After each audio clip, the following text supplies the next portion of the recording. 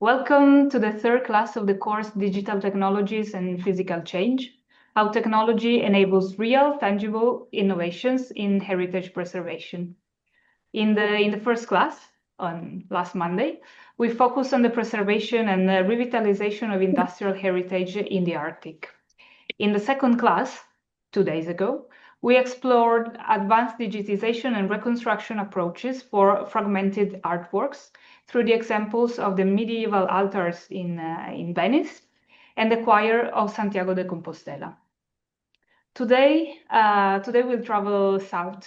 We'll travel to South Asia and look at the case studies from India and Sri Lanka related to both digitization projects and capacity building trainings. Teaching and provide training are both core activities of Archive, and of course, as you can imagine, the Archive Online Academy is a clear example of the efforts of Factum Foundation and Fondazione Giorgio Cini to foster knowledge exchange and broaden access to digital cultural heritage expertise. And for this reason,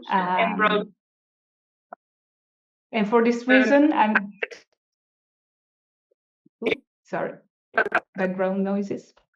And for this reason, I'm very glad to present today two initiatives that fully reflect this interest of both Fondazione Giorgio Cini and Factum Foundation. The documentation and digital restoration of the tomb of Ahmad Shah, thanks to the Deccan Heritage Foundation in India, and the digitization of the archive and heritage of Minnette Da Silva, thanks to the War Heritage Fund and the Museum of Modern and Contemporary Art in Sri Lanka.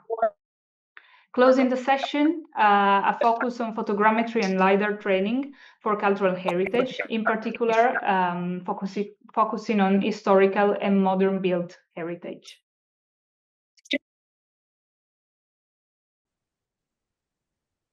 Without further ado, let me now introduce today's first speaker, Helen Philon. She established the Department of Islamic Art at the Benaki Museum, where she worked for several years. Then in 2011, she founded the Cani Foundation, the Cani Heritage Foundation. And she published several articles and books on ceramics. Sorry, I hear a background noise. Okay, great. I was saying, Helen, I'm very glad to present Helen Philon. She has published several articles and books on ceramics and the Cani Indo-Islamic architecture and decorative apparatus. The class she will give us today offers a preview of her latest research, which is still not published, is not published yet. For this reason, we kindly ask the material presented today would be treated as confidential and not circulated without permission, or better, should any part of this work be cited or shared, we ask the full acknowledgement to be given to the author as the original source. I leave now the floor to Helen Philon, and thank you for participating in this session of the Archive Online Academy. So, I don't know, shall I start again? Well, anyway, to cut a long story short, I wanted to thank Factum for taking over the work, which is so important in preserving the paintings that we find at the tomb of Ahmad Shah in Bidar, which is in Karnataka, and it's in the southern part of India, which is also culturally the richest and the most diverse.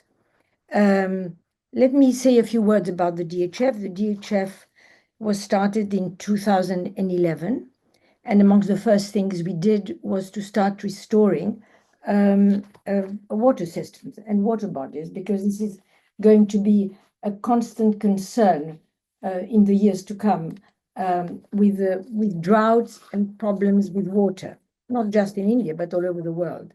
The DHF has one vision, and that is to collaborate with the local residents and try and preserve and save their architecture, their wonderful architectural heritage, and turn these architectural conservation projects into benefits for the society.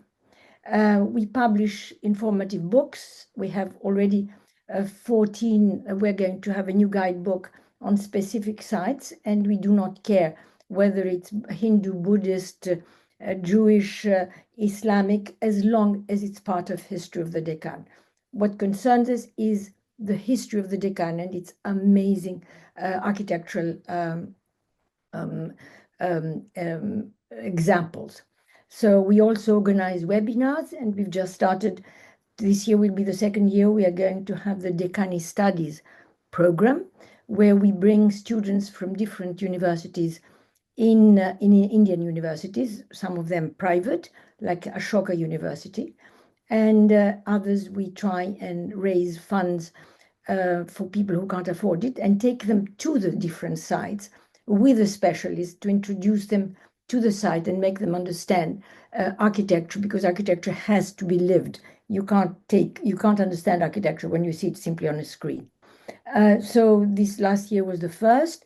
This year we have a second, but together with this introduction to the different architectural achievements of the Deccan, they also spend about 10 days experiencing restoration and preservation in the center that we have in Mysore. In the museum, we are in the process of restoring. The DHF is in the process of restoring, and where we already have in the East Wing the restoration preservation section, a gift by the Dhawans, one of the founders of Ashoka University, and that's where the students can really dirty their hands in restoration and preservation. They loved it last year, and we're repeating it this year. And we are also having people that can really teach them how to create templates in order to create ways to protect and support and make these monuments viable. That's a very important thing, because art historians are not, as you know, they're numerous, but they don't have jobs. And I think that if we manage to create new skills, it will be good for them and also for the monument. So that's the DHF vision. I want to thank Thomas Lowe and Adam Lowe for actually adopting this monument when we last saw him. Thanks to Stéphane Bloch-Saloz, who is the president of DHF UK. And his approach is innovative and totally new, because thanks to the way he sort of envisaged restoration and preservation through documenting the monument and its paintings, it really is the best way to try and preserve and really keep it alive till the moment we can actually preserve it physically. Now it's all conceptually. Last January, Imran Khan, accompanied by an assistant, Teresa, spent 3 weeks in Ashtur with a DHF team led by Charan Palakurti. Thanks to the support of an anonymous generous donor from New York, the DHFI was able to collaborate with Factum Foundation. I want to thank again Factum Foundation for its exciting and rewarding collaboration. A few words about the Bahmanis, who are responsible for the mosque, for the tomb of Ahmad Shah in Bidar. They were responsible for the first Sultanate, Islamic kingdom of the Deccan Kingdom, which was followed by the 6 princely states governed by their governors in Karnataka, Telangana, Andhra Pradesh, and Maharashtra. The Bahmanis came to power in 1347 in Daulatabad, which is up here in Maharashtra, and then they moved from Daulatabad to Gulbarga, which is here, and finally the last capital of the kingdom was Bidar, and they reigned from 1347 to 1528, and and they were succeeded by their governors in the different provinces they had established by the 16th century. The Bahmanid period and that of their successors is coeval to that of the Hindu kingdom of Vijayanagar south of the Tungabhadra River, which you see here, and came to an end basically at the Battle of Talikot in 1565. As early as circa 1600, the Mughals aspired to conquer the Deccan, a goal finally achieved during the reign of Aurangzeb, who died in 1707, who regarded the Deccan as a crucial region for his dynasty, both politically and economically. The Deccan is one of the richest, perhaps the richest region of India, with lots of mineral wealth and agricultural wealth. And at this time, when we talk about the 14th and 15th century, it's really agricultural wealth that was the primary source of income, as well as trade. And they were very keen at creating trade connections, not only with China, with the Southeast Asia, but also with the Red Sea and the Mediterranean. And we know that in fact there were traders that came from Bidar, the Bahmani kingdom, and went as far as the Balkans. So they were really very active. The first, in the capital of Gulbarga, the second capital, Gulbarga, we have the royal necropolis. Sorry, we have the royal necropolis of. Can I go back to the image with the maps? Hello. Yeah. We see the map image. Yes. So the second capital was Gulbarga, and that's where we have the first necropolis, and where the tomb of one of the great rulers of the Bahmani kingdom, an erudite king, an erudite sultan, speaking, I think, about 8 languages, and very interested in philosophy, astrology, astronomy.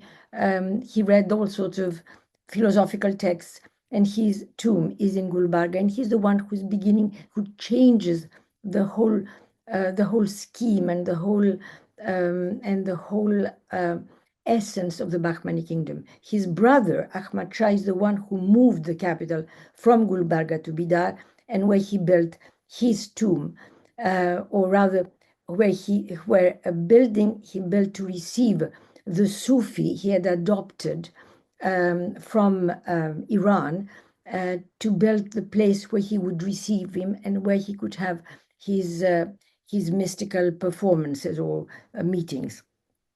Ahmad Shah started building his tomb during his reign, probably, but the tomb was completed by his son Alauddin Ahmad Shah. Can we have the next one? Can we have the next? Yes. Do you see it? I believe. Yes, perfect. We see the tomb of Ahmad Shah, the first one, not the one with the tiles. The one with the tiles is that of his son, Alauddin Ahmad Shah. Very imposing, impressive, monumental mausoleum, both of them. Ahmad Shah was acknowledged as a saint by the various communities, as he was a magician and was able to bring water and rain and feed the scorched earth of the Deccan and be again productive, which was this miraculous deed of bringing water, was the one that was responsible for his sainthood. The sainthood was also accepted by the celebrated Sufi and mystical thinker Shah Ni'matullah in a letter he sent in response to Ahmad Shah's invitation to become his spiritual advisor and to move to Bidar from southern Iran. Shah Ni'matullah never came to Bidar because he was too old by then. He died soon after, and Ahmad Shah paid for his mausoleum in Mahan. But the tomb was completed by his son Alauddin, who also established, if you want, the way this new creed that combined these magical qualities of Ahmad Shah together with his approval by Shah Ni'matullah as being a wali of the Muslim faith. And but Alauddin put his tomb on the mihrab. The tomb was facing the mihrab of Ahmad Shah, getting the blessings from Ahmad Shah's mihrab. And all the successors aligned their tombs on the mihrab of Ahmad Shah and Alauddin. This scheme of having the successors aligned in one single linear display of monuments is something that was first recorded in Kakatiya Ishvara temples. These are the small temples built where the ashes of the relatives of the king and the successors are presented, and that's here. You can see, you can see the Ishvara temples here,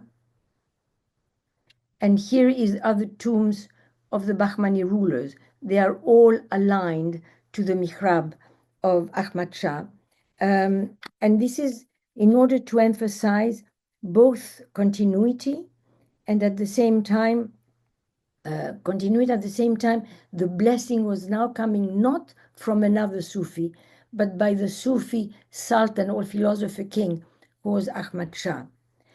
This is a new approach, and the first we have in India, and these are the only tombs basically that are set up in this linear arrangement, which is typical of the Bahmani royal necropolises. It is not aligned to the tomb of the son of Shah Ni'matullah, who came to the Deccan as his father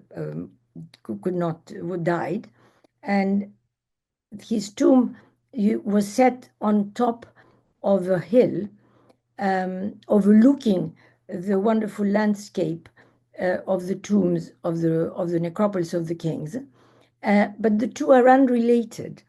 Simply, it indicates that the two sets of tombs were conceived independently, and the royal tombs are not subsidiary to those of the saints, while their placement maintain a meaningful visual relationship with this octagonal tomb of Halilullah, the son of Shah Ni'matullah, the octagon being per se an emblem of paradise, and this tomb was not covered, was open in the open air, which is also part of Islamic beliefs, where in fact the tomb should be open to the sky.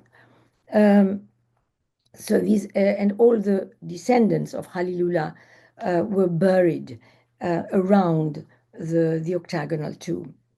In contrast, this is the tombs of in Bidar, of the royals in Bidar, is in contrast to those of the brother of Ahmad Shah, who was Firuz Shah, and whose bicameral two rooms, we have two spaces, is the one that suggests his sacrality, where we'll see that in fact in Ahmad Shah has a different way of expressing his sacrality.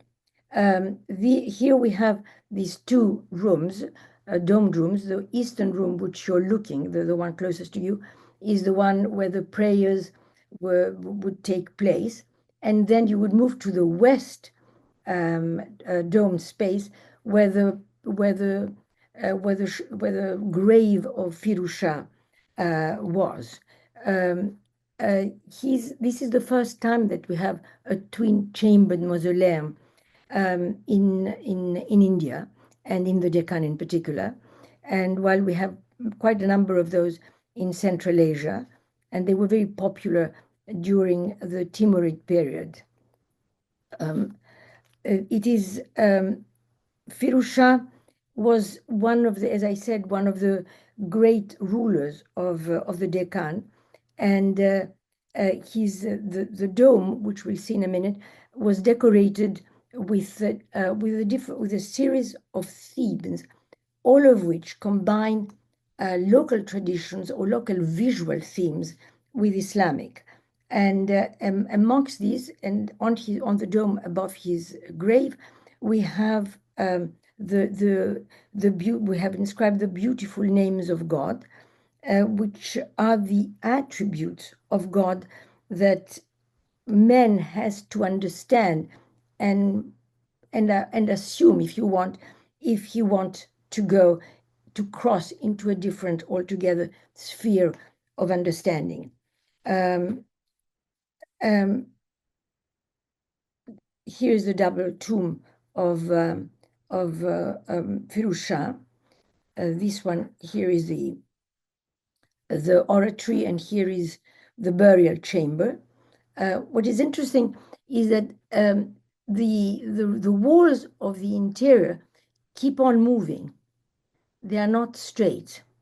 This is a scheme that you find in Hindu temple architecture.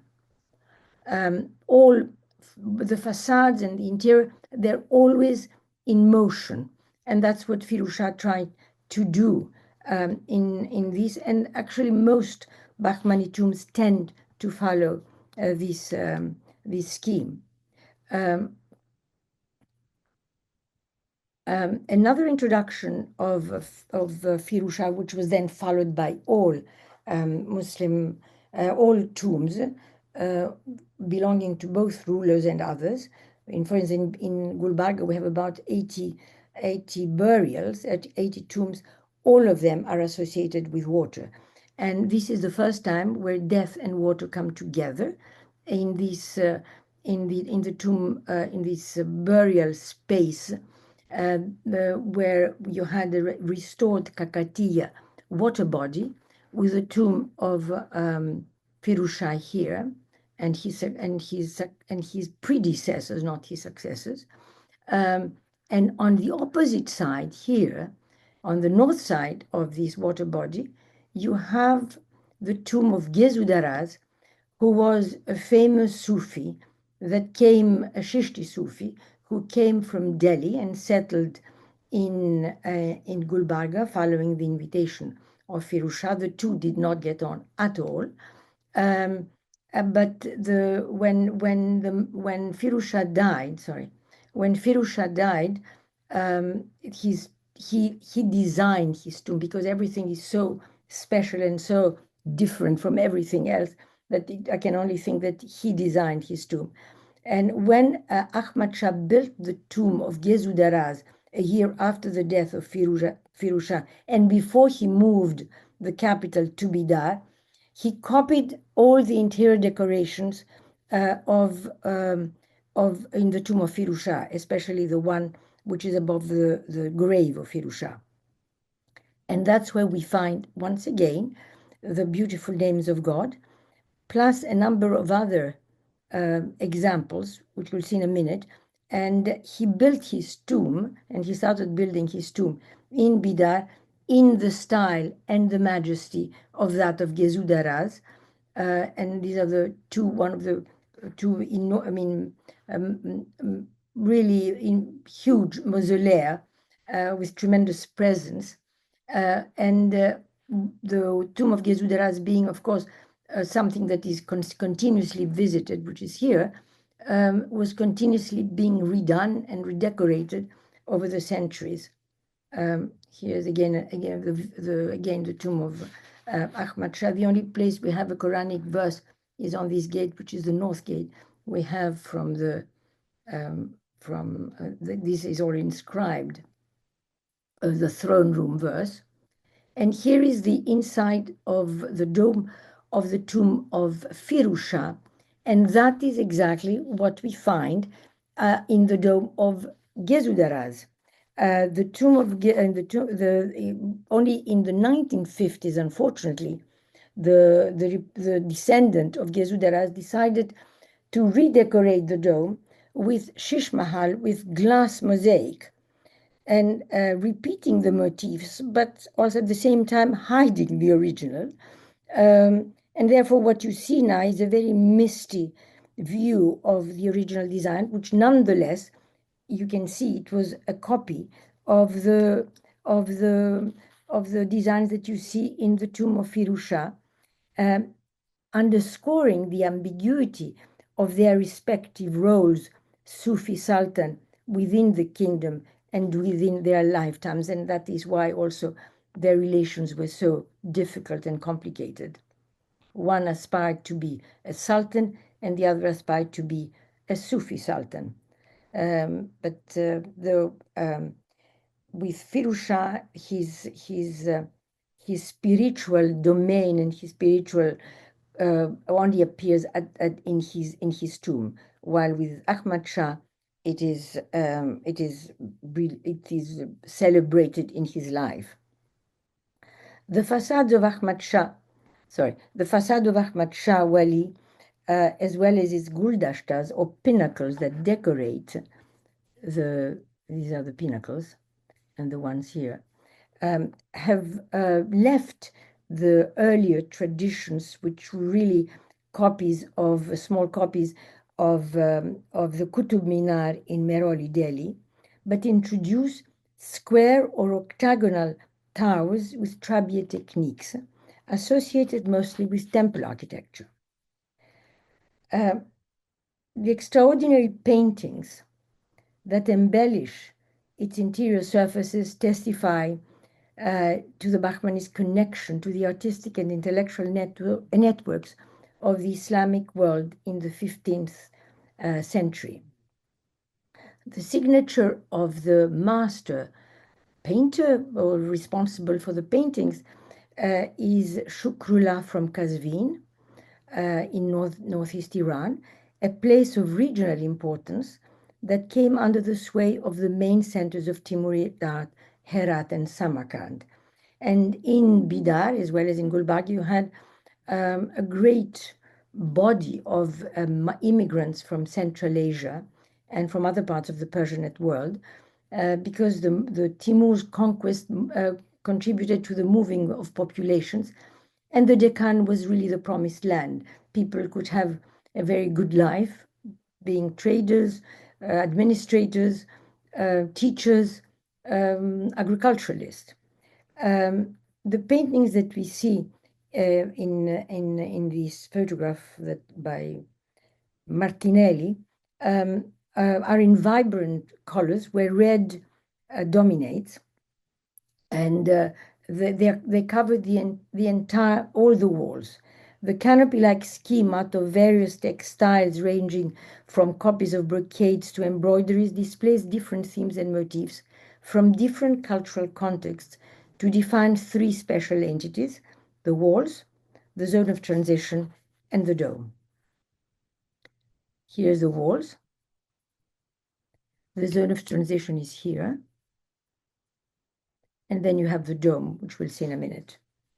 Each area has its own design, unrelated to that of the adjoining area, with the exception of the star shapes, which you see on the walls. You see them here. You see them. You see hexagons. You see all sorts of schemes, geometric schemes that really define this part, and as well as the transition, not the dome.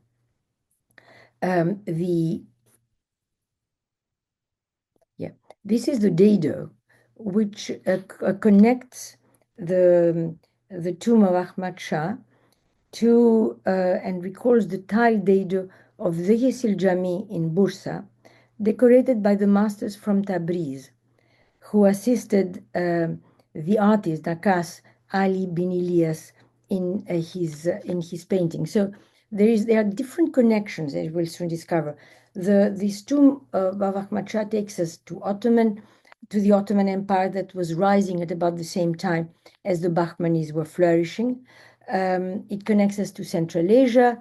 It connects us basically, and it connects it also to Mamluk examples, but much less. It's really the two great centers, and that is because from about 1400, and after the death of Timur, the great centers of painting in the different palaces of the Timurid were dispersed, and many of the painters moved to the then rising empires, the Ottoman and the Bahmanis.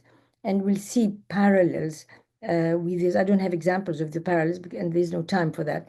But I wanted to see the things that do not belong to the context of the Deccan, but are reinvented within the context of the Deccan to create something totally original because of the juxtapositions where they were placed. We have inscriptions in Kufic, in cursive, and the cursive is used mostly for the masna or the rhyming spiritual verses of Shani Matullah, which are all inscribed on the walls of this tomb. Very unusual in a tomb to have the masnawis rather than just having Quranic verses. The only verses we have there mentioned earlier is the beautiful names of God, which we also find at the tomb of Firuzshah. The lengthy doctrinal and poetic passages from Shani Matullah's compositions are unique in this tomb and denote a definitive break from earlier local traditions in which Quranic verses dominated. This tomb contains various styles, and you can see here, you can see radiating. I don't know if you can see the radiating inscriptions, radiating of mirror inscriptions. Is it, excuse me, Helen, is this the correct slide you wanted to share? Can you see? I want to share number. Let me tell you. Oh, sorry. I wanted to share. We are now on 15. Now you're in number 15. Yes, Yep. that's the one. Yes, that's Good. the one I want to share. We have the different types of calligraphy. You have, can you see my, you can see the one type of calligraphy where you have a cursive writing that is repeated many times, twice. Here you have the Kufi writing. There's the cursive, and here you have radiating inscriptions we have here. So you have different types of calligraphy. Some are cursive, some are Kufic, but they're all in such a way that they suggest talismanic properties and could be found throughout the Persianate world from the mid-15th century Ottoman context. For instance, you can find this one here. Sorry. Here, it's not very clear. This is a type of calligraphy that you see here, which is a mirror calligraphy. You find it at the Üç Serefeli Mosque in Edirne from 1438, 1447. And then the rest, these ones, and you can find, and these ones as well, the radiating, you can find at the shrine of Abdullah al-Muawiyah in Herat, which dates from 1460 to 80. Their protective attributes might have dictated their placement on the upper wall surfaces supporting the dome of Ahmad Shah, which is suggested to be a paradise. And we have these emblems of paradise, if you want, which is, it's not very clear. And I hope that the photogrammetry of Imran and his assistant will be able to show these wonderful vases with flowers, which are basically symbols of the entrance to paradise. So these talismanic type of inscriptions are there to protect this entry. And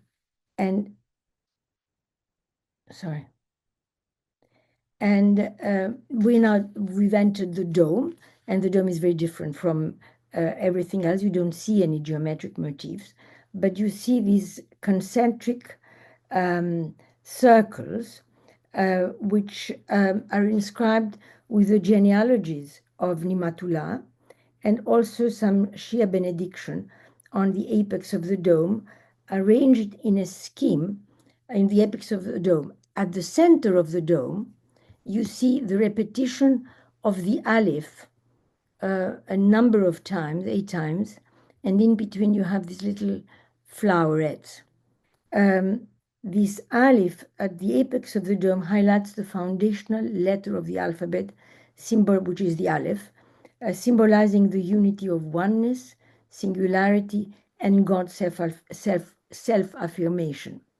This is centered on the esoteric, numerical, and mystical properties of letters, which were very prominent at the time in a sect called the Ilm al-Huruf, the lettrist sects, where the emphasis is on the importance of each letter and its value in Quranic verses. The concentric bands are framed by lotus. The concentric bands are framed by lotus petals, a theme well known from local religious traditions, because the lotus, though not a tree, is supposed to be one of the great trees in paradise. And we have it, it starts appearing a lot in the tomb of Firuz Shah, and now we have it here in the tomb of Ahmad Shah, rendered in a different way. This is what is so fantastic about the Bahmanis, that they always improvise or interpret things that they have borrowed or inherited, and therefore you can sort of discern what came from elsewhere, but at the same time it's always so original. And even the construction of this dome reminds one of the yantras, of the Jain mandalas or yantras, which might lie, here we have the yantra, which might lie at the origin of the tradition of talismanic Islamic bowls, which became very increasingly important from quite early, from the 12th century onwards. So, and here and now we go back to here. This is another motif that you find a lot on manuscript, on illuminations. And what is interesting here is that these leaves, which are we have to have this indented outline, is something we find on a manuscript that belongs to Ibrahim Sultan, Iskender Sultan in Shiraz, who died in 1419. He was the grandson of Timur, and the first philosopher king to be acknowledged by 2 great Sufis, one of which was Shah Ni'matullah, the Sufi that Ahmad Shah tried to bring from Mahan to Bidar, but did not succeed because he was too old. It's another view of the domed, decorated space. And another connection between Ottoman and Bahmanis is the decoration that you see on the arches that frame the 3 doors to the tomb.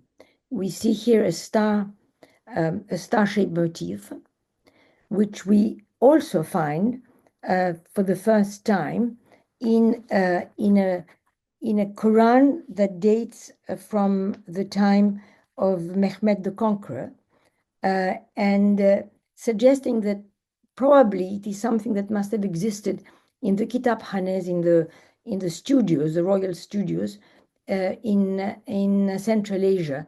And when the different craftsmen and painters dispersed, they took with them the traditions and the themes that they had developed in Central Asia. And you find similar motifs in the 2, as I mentioned earlier, centers of importance, which were the Bahmanis in the Deccan and the Ottomans at the time in Bursa, and before they actually moved to Istanbul or Constantinople, Istanbul. So this is another. Excuse me, Helen. I'm not sure I'm sharing the right slide at this Here moment. it is. Great. It's fine with a carpet. Is a carpet, yeah. I'm a Yes. bit concerned about the time, so I Yes, will I'm finishing. ask to go toward Yes, I'm conclusion. finished. No, I'm finishing. Oh, okay. Okay. So then this is a carpet that doesn't date from the 14th, the 15th century, it dates from the 16th century, but it's known as the Starusha carpet and is the closest example to both the Quran of Mehmed the Conqueror and what we see in Bidar. So just as in the tomb of Firuzshah, the conjunction of different vernacular and Islamic traditions were endowed with new symbolism. The same thing here. The popular belief of Ahmad Shah's sacrality was adopted by the Lingayat sect, which is a sect, a Bhakti sect, a devotional sect. And here you have, in this tomb, you have concurrently a Muslim and a Hindu priest reciting verses, one in Sanskrit and the other one the Quranic verses in Arabic, and hanging all around the tomb are these horses, which is the emblem of Basava Kalyan, the founder of the Lingayat sect. So you had this combination of Lingayat and Muslim come together, and this is the uniqueness of the Deccan, and this tomb with its multifarious painted themes impress the visitor or the pilgrim on entering the tomb, reveal a composite and ultimately inclusive world, inherited from earlier as well as coeval, local and alien sociocultural contexts. These images and themes were reinterpreted and adapted to suit the Bachman historical and cultural environment, creating a sense of continuity and identity. Acting as a link between past, present, and future, they shape a distinct Deccani sociocultural entity. In this sociocultural entity, religious Bachmani mosaic, coexistence, and respect for each historical and cultural entity shaped a distinct Deccani, all-inclusive shared cultural patrimony, which with the help with the Factum Foundation, we hope to preserve. Thank you. Thank you very much.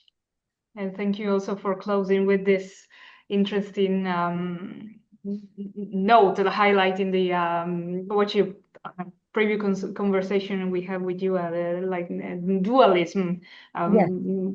No, it's not even, it's multiplicity. Multiple. Yes. Different religion in the same time, in the same space. Yeah. That is very much so fantastic. Needed. Yes, I agree with you. Thank you very much. What we really hope, and we know it's your goal too, is to really make the recording, the images available for further studies, and well, to dig into all the symbolism and the decorative apparatus that you described so well. Well, the hope is to really see it in 3D and in the best way possible. Javier Ausín, project manager for special programs at the World Monuments Fund. He oversees initiatives that preserve cultural heritage worldwide, combining research, conservation, and community engagement projects. Today, he will explain the Minnette Da Silva's online archive, honoring her career as pioneer architect in Sri Lanka. Thank you for joining us. Thank you, Costanza. So let me share the screen, and hopefully it will work. Yes. Perfect. Can you see my screen? Yes. Well, now Great. we do see it. Nice. Okay. So yes, thank you so much. I'm really happy to be joining this group and this class to bring a little window to our work preserving modernist architecture at World Monuments Fund through the lens of our work in Sri Lanka. on the digitization of Minnette Da Silva's archive. But before I jump into Minnette's project, let me give you a very quick little overview about World Monuments Fund and our work to really lay the ground for those of you who might not know what World Monuments Fund is. World Monuments Fund. We are an international nonprofit organization based in New York, and our focus is to help heritage sites and communities to preserve cultural heritage. The organization, World Monuments Fund, was founded in 1965, and since then we've implemented, as you can see here in these two numbers, more than 300 projects and have raised around $800 million to help implement these projects and help our partners and colleagues on the ground. But how do we really work? What's really the scope of our work? We do all types of activities in the heritage conservation or historic preservation field sector that go from the physical conservation of sites all the way to activities that have to do with documentation, with advocacy, with training and capacity building, conservation planning. We work with local nonprofits. We work with professionals in the field. We work also with governments, municipalities, ministries of culture, developing conservation plans, master plans, really, again, covering all the spectrum of activities in the heritage field. We like to say that as an organization, we are doers because really all of us in the team, or most of us in the team, are people like me, architects, architects, engineers, preservationists who really engage in the development and implementation of our projects with our local partners. I also like to say that wherever we go in the world, we are really the outsiders. We are the guests on the table as an international organization. So our goal is to really work hand in hand with our local counterparts, really understanding what the needs are and what's really the benefit that World Monuments Fund can bring by engaging in a conservation project. We currently have this map says 52 projects, but actually our projects are a little bit beyond 60, in fact, active projects around the world. And really, it's we work with a very global approach of working in the Americas, in North Africa and Sub-Saharan Africa, Europe, Asia, South Asia. We have our limits, but we try to really work to cover a large kind of geographical approach in the world to really be able to help, again, lots of communities and sites. But really, what World Monuments Fund, for those who have followed our work for the last 65 years since the organization, or 60 years, sorry, since the organization was founded, World Monuments Fund is really well known for our work in Cambodia. And this is because we have been present there since the mid-1980s. World Monuments Fund really started a lot of our international activities in different parts of the world, but with a strong foundation in Cambodia. Our first engagement in Angkor Archaeological Park was by an invitation from the Royal Academy of Fine Arts in the capital that invited World Monuments Fund in the 1980s after the civil war in Cambodia had ended and the country was opening to the world.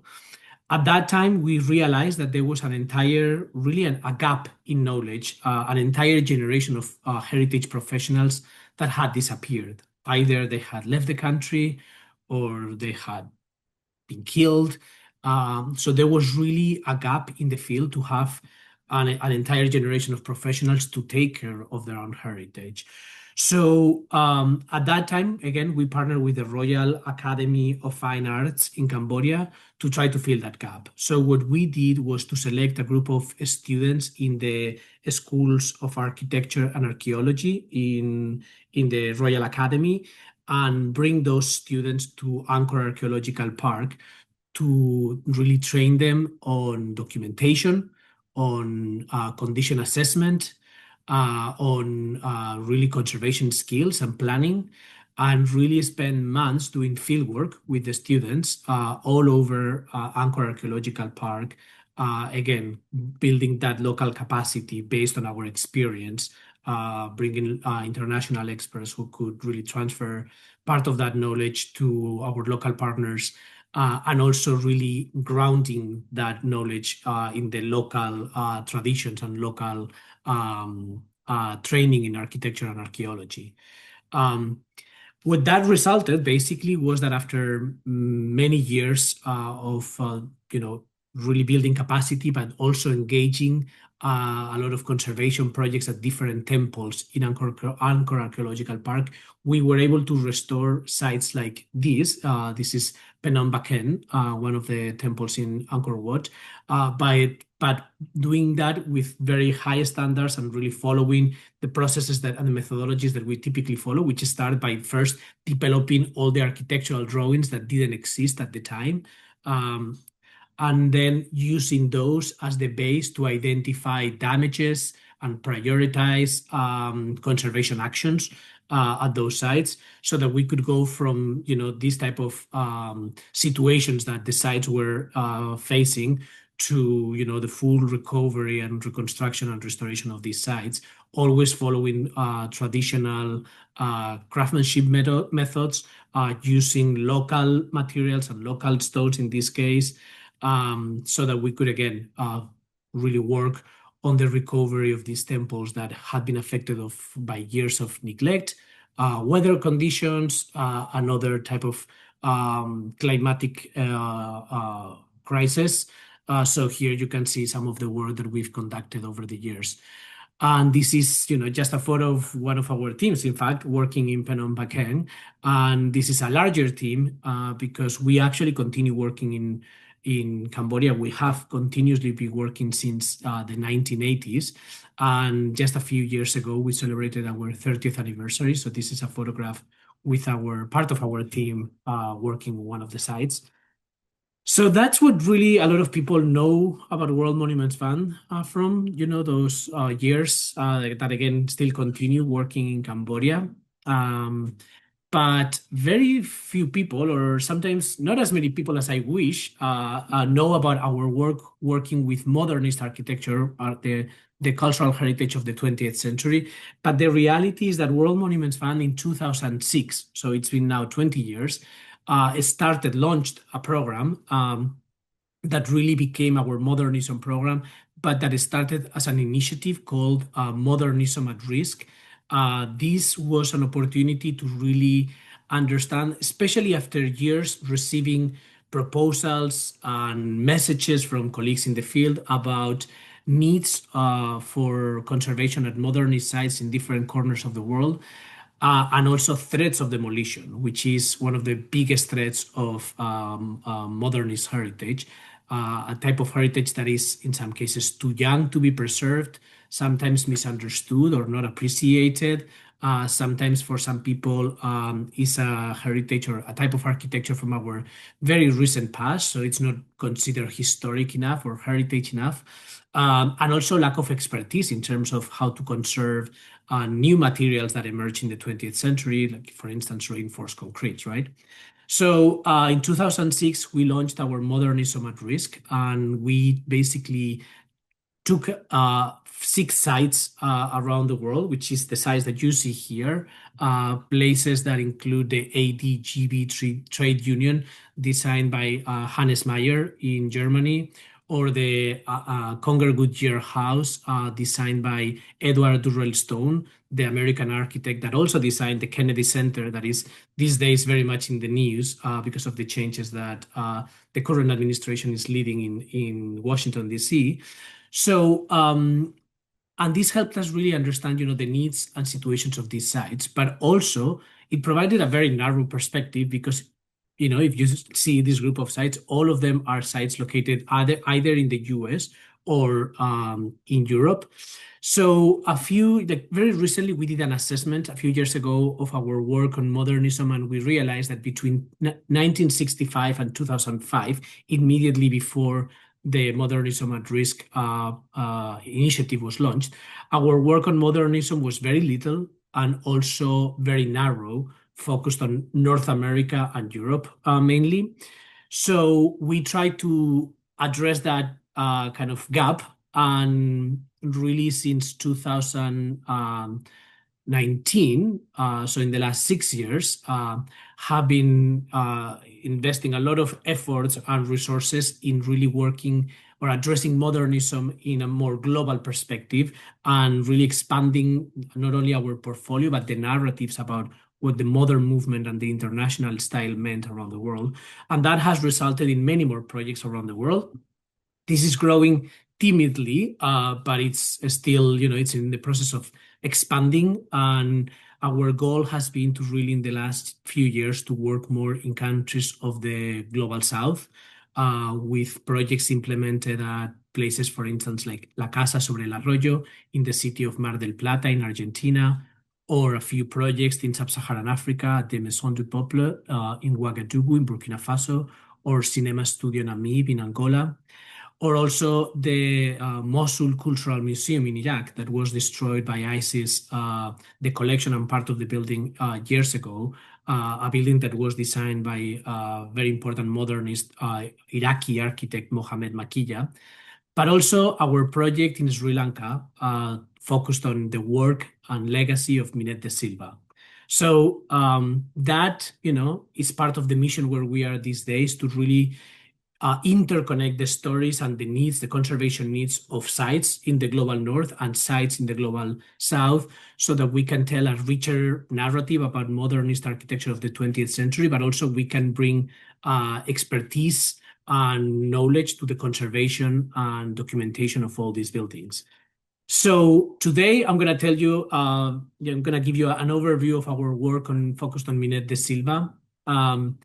So first, let's locate ourselves. This is a project based in Sri Lanka.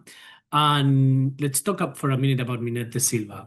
Minnette Da Silva was really a pioneer architect. She was a woman architect in the mid-20th century. She was born in 1918 and passed away in 1998. Born in Kandy, and really developed her entire career in Sri Lanka, although she was trained as an architect abroad. And what is very interesting about her is that she contributed very largely on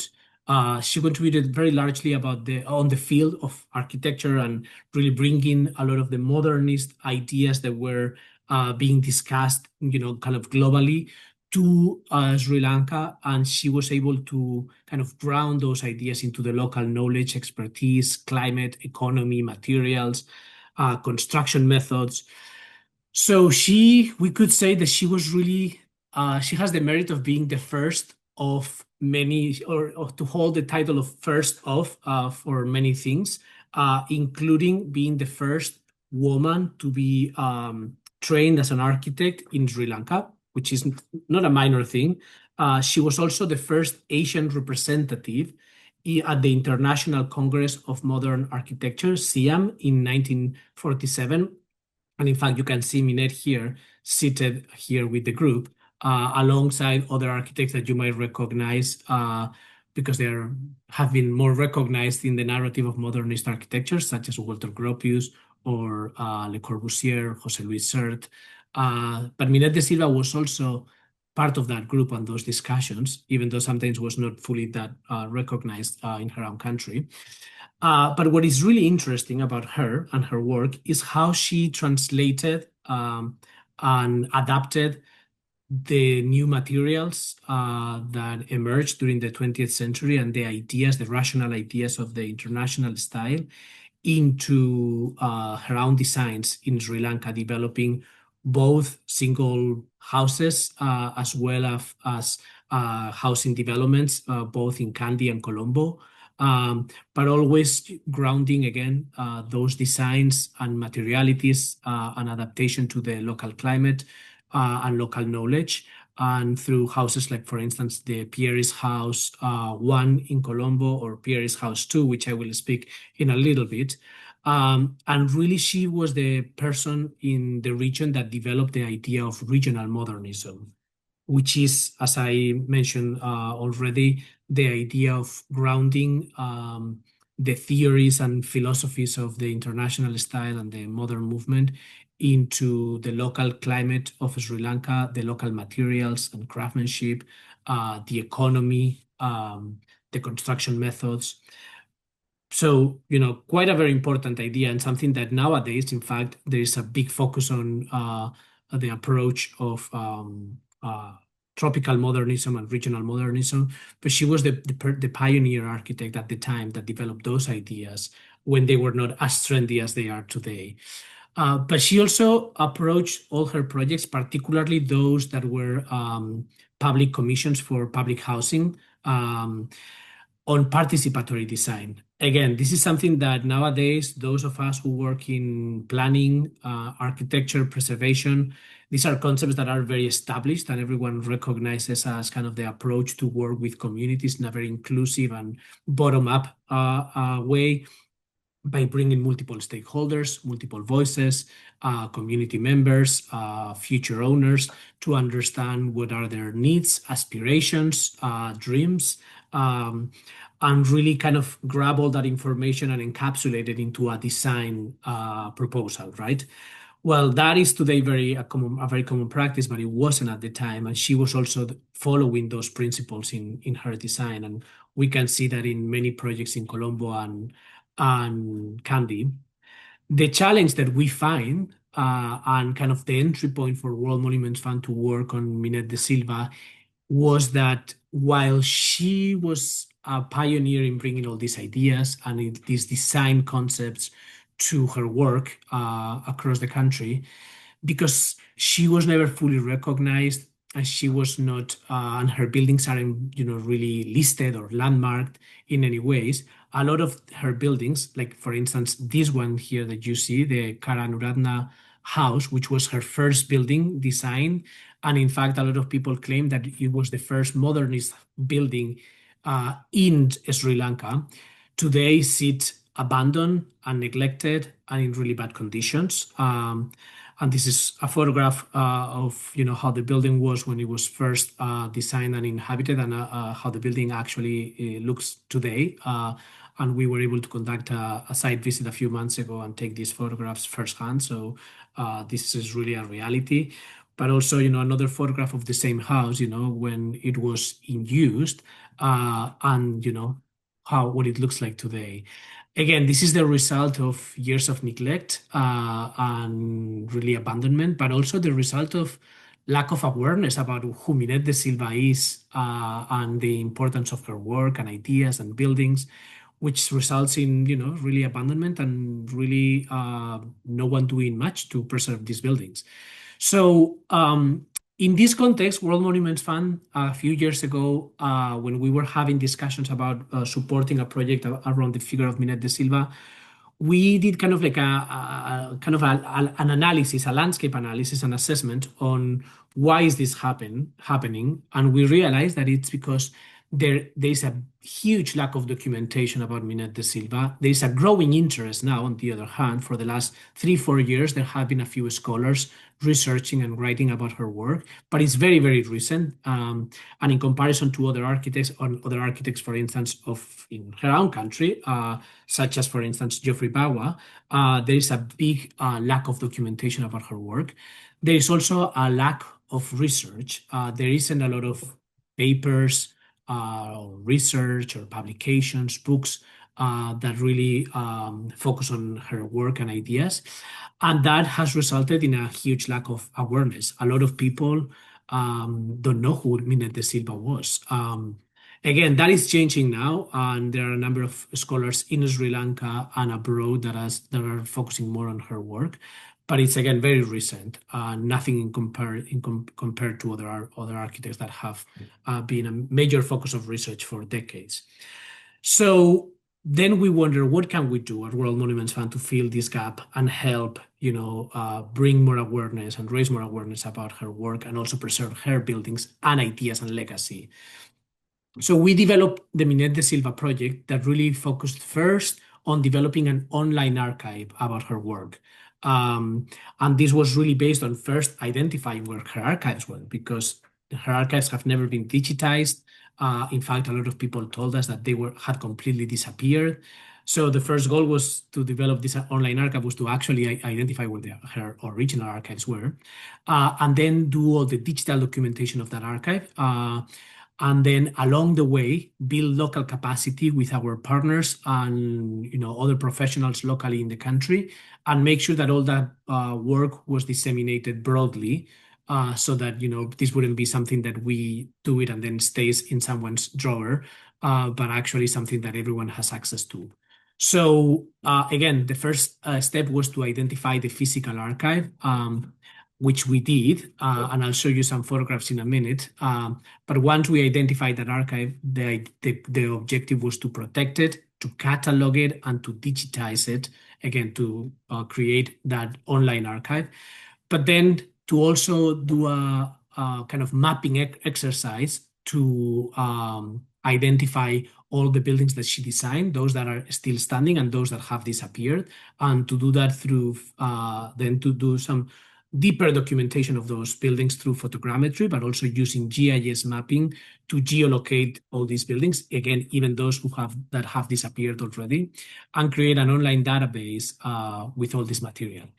The outcomes of our project will really be this online archive and this online database that will be fully accessible and available for everyone, scholars, architects, preservationists, historians, with the objective of raising awareness, building local capacity about conserving modern architecture in the region and in the country, to help produce more scholarship that we don't necessarily need to lead, but at least we provide the platform, the foundation of knowledge for people to use it and produce that scholarship, and ultimately for also architects and preservationists to do physical work at the buildings that are still standing and are in need of conservation. So this is very important because this is the condition where we found the archive of Minnette. As I said, our first step, once we did this assessment and map our kind of plan for the project, was to identify the archive. A lot of people told us that the archive had completely disappeared, but in fact, we were able to find it, but we were able to find it in these conditions, basically in plastic bags and suitcases in the basement of Minnette's niece. Minnette never married or had children, so one of her nieces inherited most of her archives. And she basically kept all those documents for many years in plastic bags and suitcases in the basement of her house in Kandy in really bad conditions. So the first step was to map all the documents that were in those plastic bags and suitcases. And this is just some photographs of that process of really mapping and cataloging everything. Then put everything on shelves, bring everything to Colombo. And I should have said already, and I forgot, that we are doing this project in cooperation with the Museum of Modern and Contemporary Art in Sri Lanka. They are our partners, our counterparts, our colleagues on the ground. So we moved all the documents to their facilities in Colombo. And then we have been in the last few months in the process of cataloging everything, basically putting everything into boxes, archival boxes, and in a room with temperature and humidity control. And also we had to do some paper conservation work because all these documents were for so long under tropical weather conditions in a basement with absolutely no protection or preservation measurements. So we had to do some preservation work on the paper of some of these documents. And that is in fact still ongoing. And this is just some images of that work.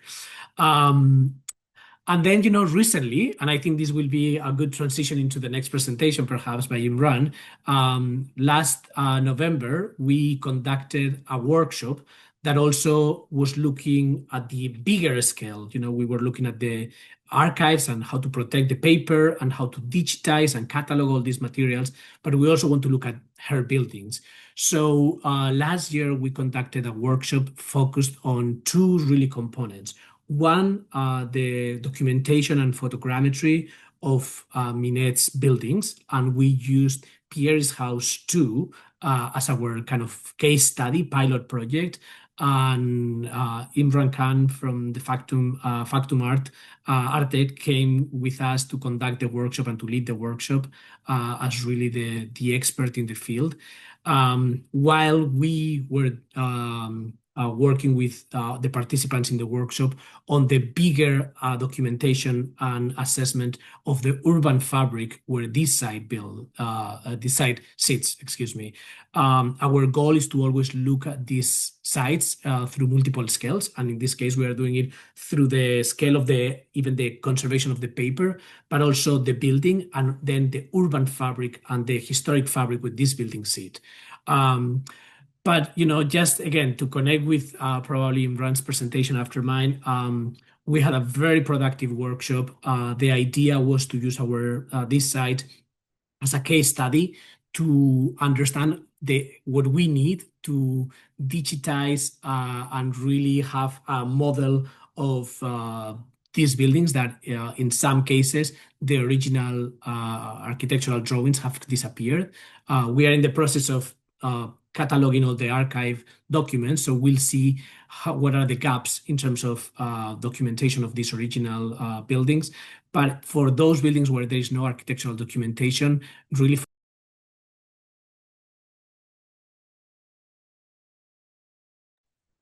Javier, you muted. Here. Yeah, I don't think I didn't touch anything. I don't know how that happened, but just to say that photogrammetry is really the tool that we use to understand how we could produce new architectural documentation for those buildings that don't have any original documents at this point. And also this was an opportunity to build capacity locally and bring a group of students, young architects, students of architecture, to expose them to this technology that Imran did very well. So these are just some of the drawings that they produced during the workshop of the building, and I'm sure you will see some more later in Imran's presentation. But again, this is an ongoing project, and we are very proud of everything that we are doing with our colleagues from the Museum of Modern and Contemporary Art to really fill this gap and really use digital technologies to provide a platform to show the archives, but also to document the buildings that Minnette designed. So thank you so much. Thank you very much, Javier. I think that in this presentation, not only you honor the career of a pioneer architect, you also really touched all the steps in a project of this type, and I'm very glad you did it so clearly. And well, for us, it's clearly very important all the steps you mentioned, and now you close in with what is one of the first possible output, like sharing knowledge and really make known somebody's history, somebody's legacy, and the importance for the future too. Thank you very much. Thank you. I will now leave the floor to Imran Khan, architect and 3D specialist in Factum Foundation, who is leading also many training projects together with digitization campaigns. Thank you for participating. Good evening, everyone. Thank you, Helen, for such an enlightening presentation, and thank you, Javier. In my presentation, I would like to build upon the things which Javier and Helen already had presented. Is the part which Factum Foundation has played in recording and training. So let's get started. So the 3 projects I will broadly talk about here today is one of the project which Javier has already talked about. Is program in Sri Lanka with this museum intensive 4. And the other thing is, other project is the documentation of tomb of Helen in Veda, which we did in 2026, just in January. And I will also talk about the annual online course which we are running through Archive Online Academy to train students working in museum in heritage field. The course is about teaching them photogrammetry. So Excuse me, Imran, before you start, there is the icon of Zoom in the image. At the moment, I see myself. Yeah. Can you see? Yeah, that one. Maybe move it. I don't know. Trying to close it. Yes, perfect. Yeah. Perfect. All right. Thanks. So,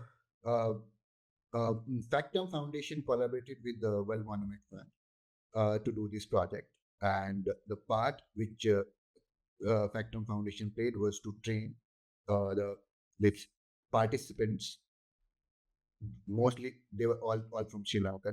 They were architects, they were students, they were museum professionals. There were 10 of them, to train them in digitizing modern buildings through photogrammetry.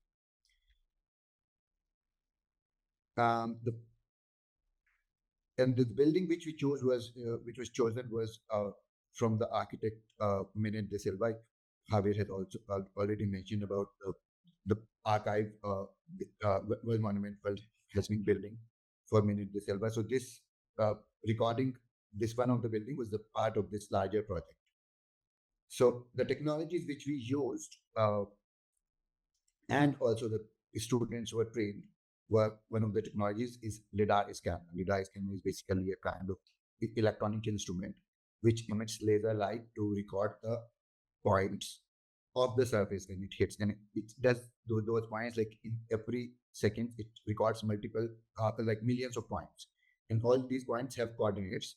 So when you join all of these points, it creates an environment of 3D. So this scanner which you see here is made from Leica. I'm sure that most of you know that the company which make cameras, most of these cameras are now also fitted in this high resolution mobile phones. So this company make these cameras, these laser scanners, and they cost around, from this one which you see here costs around 25,000 euros, but they could also reach up to 100,000 euros. And the result which we when we scan the building with the scanner, the result which we get is in the form of point cloud, which looks like something like this. You can see in this image, there are like millions of points. And from this point cloud, you can actually derive the plans.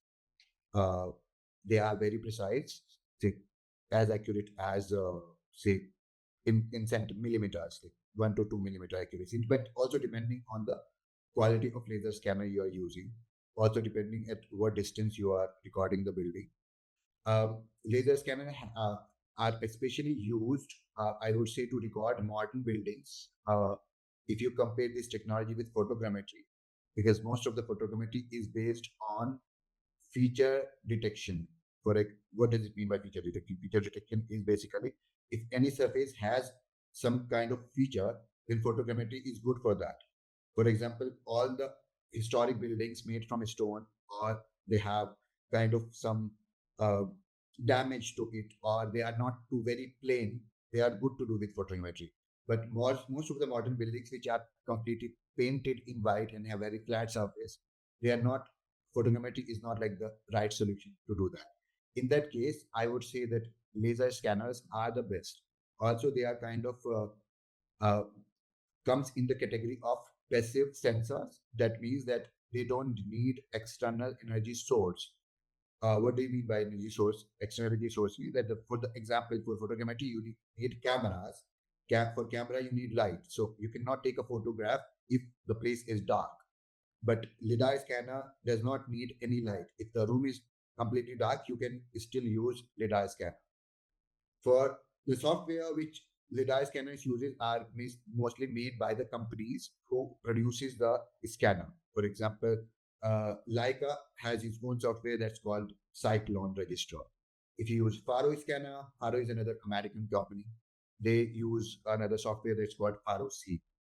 The software are basically used to process scans which we take from the laser scanner to join them together. This process is called registration.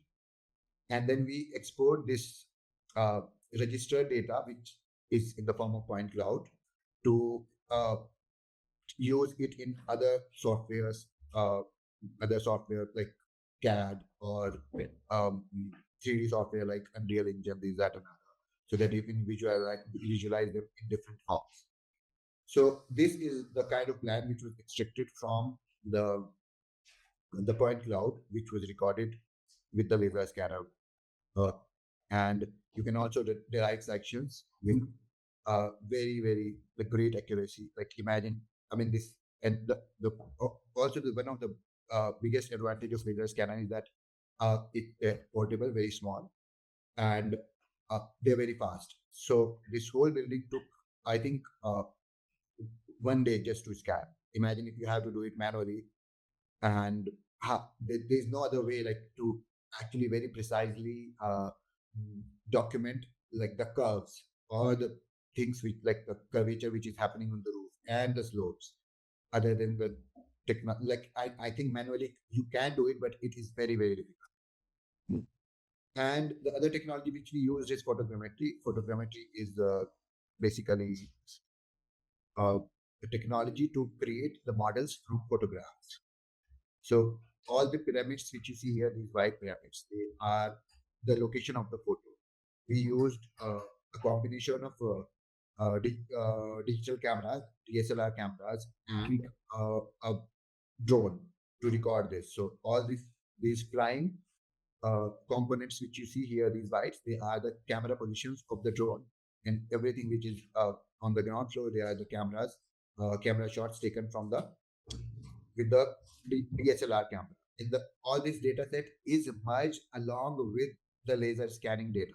Why we use laser scanning data along with the photogrammetry is because of two reasons. Well, the photogrammetry inherently does not have any scale. You have to define that what the size of the place is, and laser scanner is always on the scale. They are very precise. So we use the data to scale the model, but also the places where photogrammetry cannot like really reach, like could not really record, like the flat surfaces, the surfaces like that. So it the missing parts which you cannot record with photogrammetry, and if they are in laser scan, you can actually merge these two data to combine it and to make a coherent model. So if you want to see this building, how it looks in 3D, I would like to show you that how point cloud and how the photogrammetry looks. So this, what you see here on the screen, is the point cloud of the building from the laser scanner. You can measure it very precisely. It can tell you, okay, this is how big is it. You can cut different sections and plans and elevations. So very useful tool. And this is laser scanner, and this is the result from photogrammetry which you see here. So the difference between this and laser scanning is that you have point cloud, and in photogrammetry you have mesh, which also give you very high quality textures. So this was one of the projects. The other thing which students were also supposed to do within the workshop is to select an object of some cultural interest which have some heritage value and record it and process the data and show it in the presentation. So some of the students have already in the workshop, they recorded some of the objects. So this is one of the objects recorded by one of the students. There were other objects here. Sorry. Yeah, so all of this work is done by the students completely.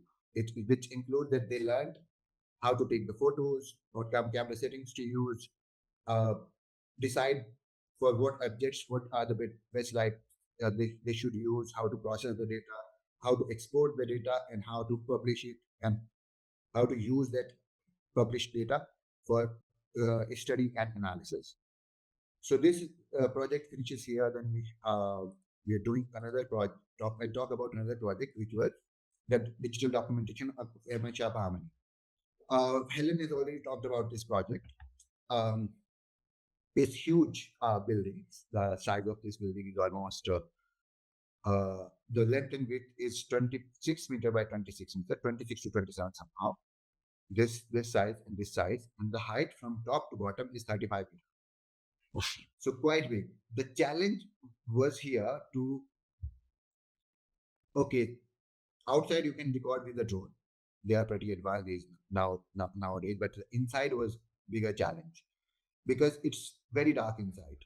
And laser scanning you do, but with laser scanning you get overall shape in very precise, say in size and shape, but you don't get really good texture. So this is inside of the tube. So that was the challenge. How do you do it? And the only way was to use artificial flashes, artificial light, like external lights, to lighten up the space. There's no other way. And along with the project, we also trained two students, one from the Ashoka University, another from University of Mysore. They were trained in doing the laser scanning, the big digital scanning, but also did the photogrammetry. It took us a 2 weeks. Sorry, it took us 2 weeks to do. There were two people who were actively working, but two supporting interns here. They were mostly handling laser scanning and managing the data. There was a lot of data, like a lot of data. Like we almost did like 8 terabyte of space, 80,000 photos. And the LiDAR point cloud, it looks like this. You can see also it in here, that how it looks. Point cloud.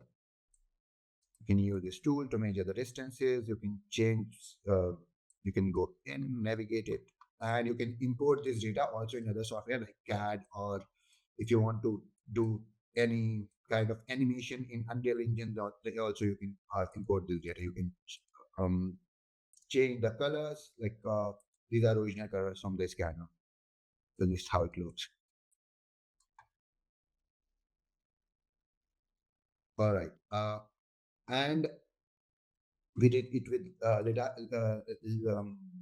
laser scanner, and we also did photogrammetry. You see, this is this is the screenshot from the photogrammetry software. Photogrammetry software we use is Reality Scan. Reality Scan is the software which is owned by Epic Games. It's a gaming company. It's free to use for anyone unless you have a $1 million turnover of your company. So you're free to choose it. It's really nice software, I would say. Very user friendly, and can actually take a lot of photos to process. So I would like to show you how it looks, and the intention of this project is to basically restore these paintings, the paintings which you see inside, digitally, as a first thing to do once you record it, and then we use that data to eventually restore the whole building.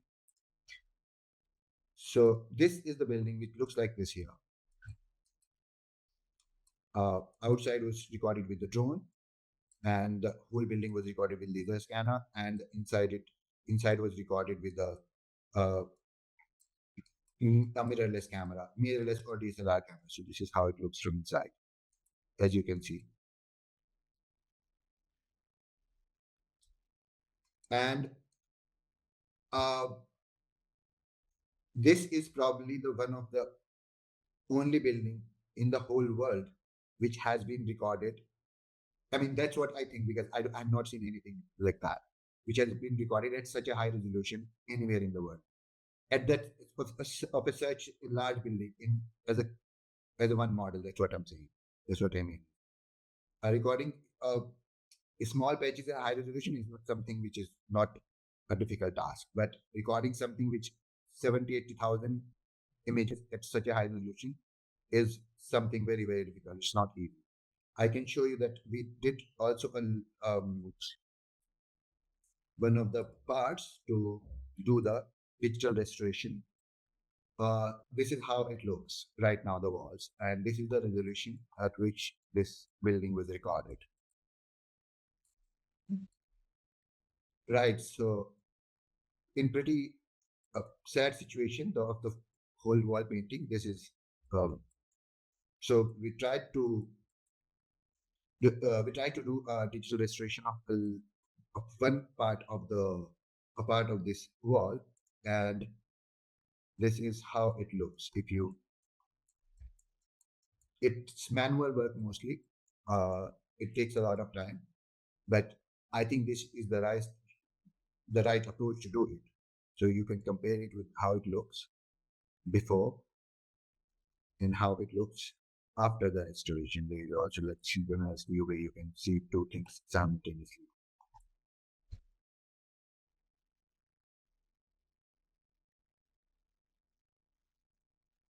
Right. So we still have to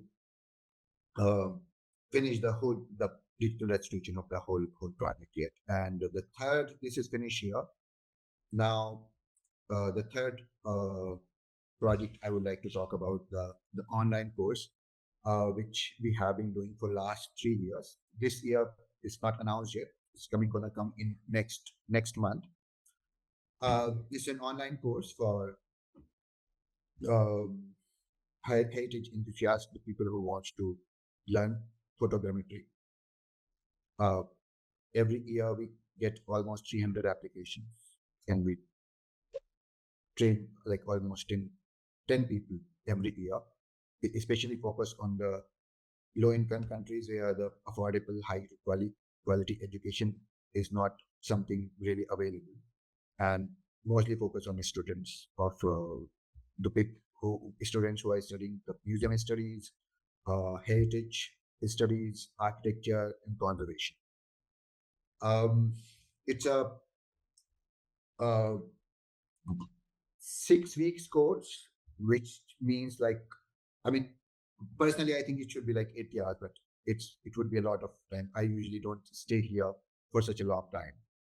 So it's a 6 weeks course, which means you only have to do the course. Only have to do the only on it happens every weekend, like only one day in a weekend, like every Saturday, 8 hours each day. And during the 2 days, like with 2 Saturdays, you have enough time to do self-study, go and do the field work. What you learn in this course is basically very basic things, starting from learning photography, how to use the camera, how to select the cameras, how to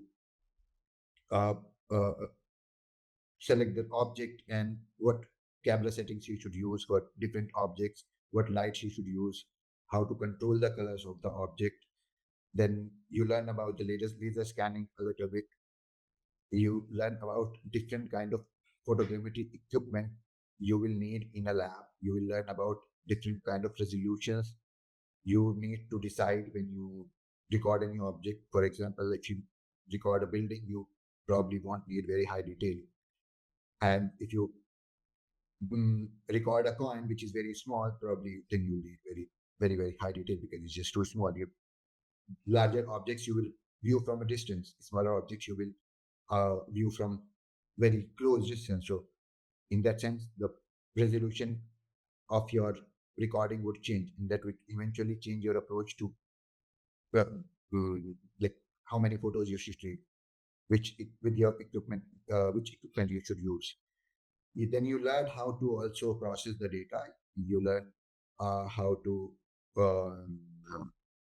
use the software completely, from inserting the photos to exporting the models, and orthophoto.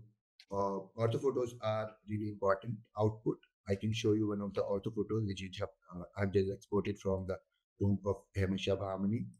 So this is an ortho photo. Ortho photo is basically a stitched image which has a scale and which is distortion free. So this image is like kind of you can say it's composed of thousands of images, and it is very high resolution. It has a scale, which means you can measure the distance from here to here, which you cannot do in the photo. In photos, you cannot measure distances because they have distortion. You can measure distances in orthophoto because they have distance and they are very high resolution. So this is one of the things which we have done in Beda, and then you can use this data to further do the analysis and study of the object or the structure. I can show you some of the works which the students from last year's course have done. So this is one of the objects which one of the students has done. They completely independently using the camera, changing selecting everything on selecting the object, recording the object, exporting it, and publishing it online.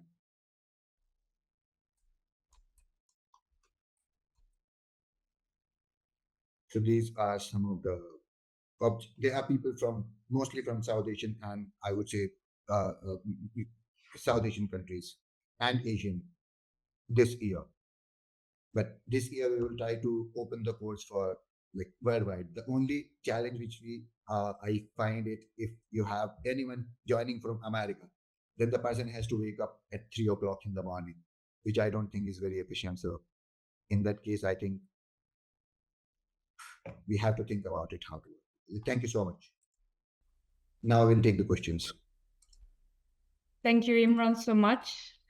And yeah, there are already a couple of questions that raised during Javier's presentation, but they're really linked to what you explained now. I just leave in the chat the link to the latest photogrammetry in heritage documentation course, the workshop, the online workshop you mentioned now.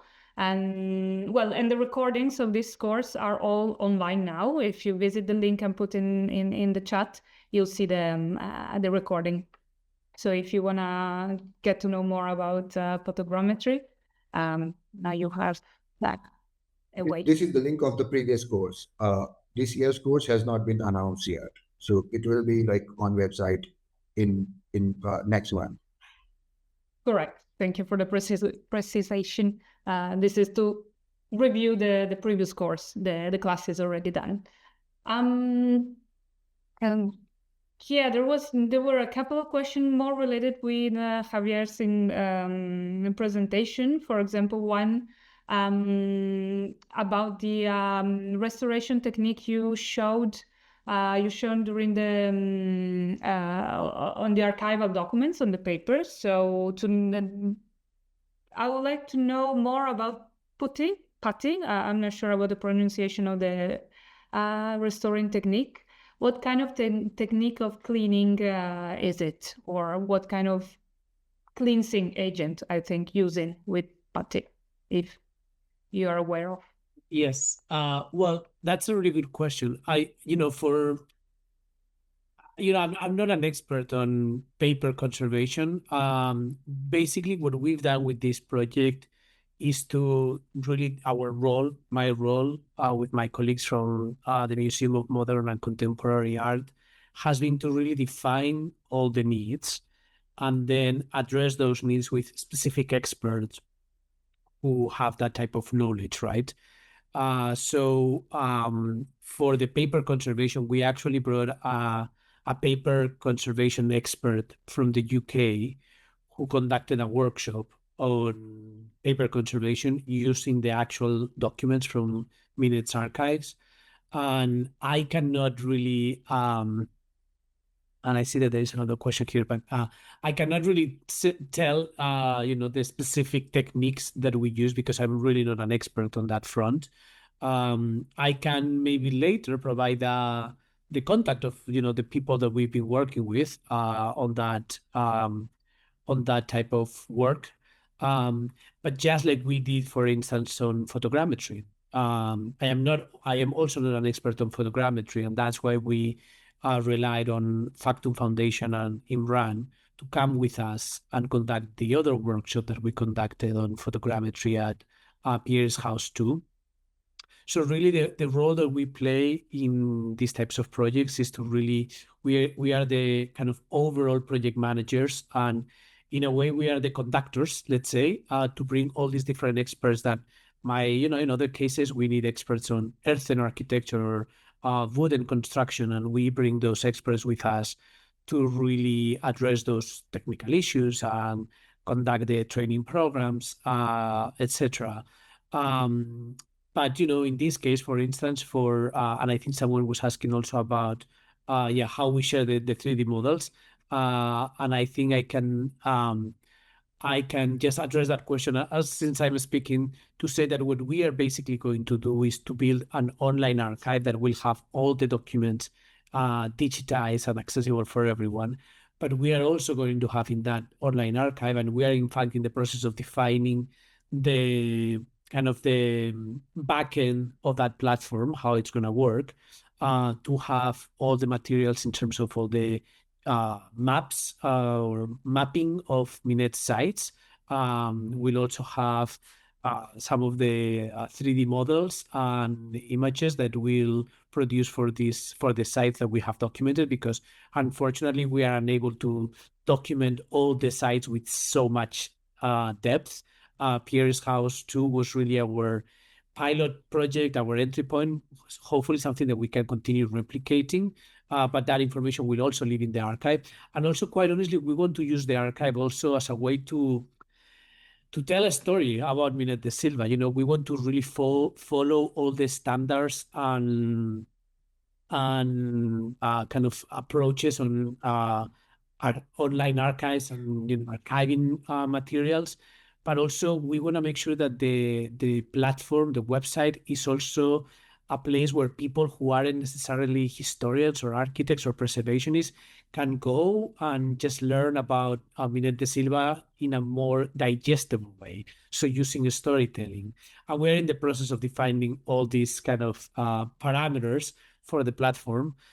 Because again, a lot of people might be very passionate about architecture and history, but they might not be archivists or researchers, and we want to really make sure that we tackle all the audiences that this archive is gonna serve to. Thank you very much. So we'll stay tuned for what will be shared, the archive and the 3D documentation of Minnette Da Silva, and so work in progress. It's always good to share work in progress, but sometimes it's not possible to show the end of the project because it's what is it? Work in progress. And the same thing for the Bachmani Tom's case. I believe that reading the question we had in the chat, I believe that Imran, while presenting, already answered to most of them. So if we used LiDAR and photogrammetry in Sri Lanka, for example, and the equipment use, and then Imran, you mentioned the softwares too. We are really running out of time today. Imran, if you want to add something about if you have any other question, please just you can ask now.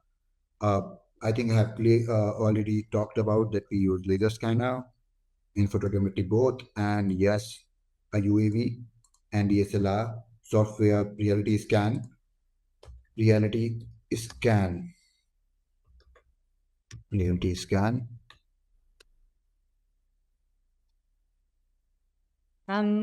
I mean, there are many UAVs, mostly DJI Phantom 4. There are a lot of them. So you have to decide what you want to achieve, from what kind of result you want to achieve. Then you decide on the camera and the sensor size and how high the drone can fly. So I guess there are so many in the market right now. And every year, something like they are getting better and better, and smaller and smaller. What else? The question was, I'm sorry for no question. No, don't question. How do you archive I the 3D think models? How do you archive 3D model? You archive like you in a storage device, like you archive any other things. That's how you archive models in a digital space. But for sharing is a different protocol. You cannot share 3D models like you share images. Images are easy to share in any platform. But for 3D models, it's a little bit different in technical. You need a little bit of a different platform for sharing 3D models online. And you also need to know a little bit how to navigate 3D models. Yeah, that's all I think. Any other questions? we really have to wrap it up for today. I will have additional questions also for Helen, but I'm sorry. We're run out of time. So I thank you again, Javier, Helen, and Imran, for being with us and sharing your insights. And I thank you very much, all participants. See you on Monday with the next class of the course. Thank you very much. And thank you, Costanza, for moderating. A pleasure. Yeah. Thank you, Costanza. Goodbye. Bye-bye. Bye.